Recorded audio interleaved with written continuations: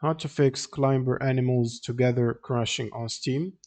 So first you want to go to your library, right click and open up the properties. And then in the launch options, you want to add -dx11. Then go to installed files tab and click on verify the integrity of game files.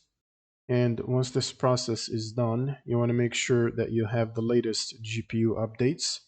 So for NVIDIA graphics card, you will need NVIDIA app.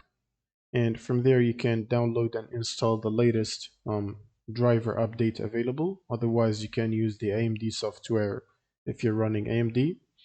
And the last step is to install the redistributables. Open up a new browser tab and search redist, and then click on the first link. Now scroll down to this table and download the 86 and the 64 version and install both of them. And once you finish the installation, it will ask you to restart your computer.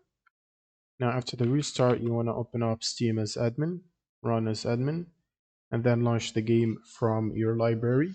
And this should solve the crash problem. Thanks for watching and subscribe.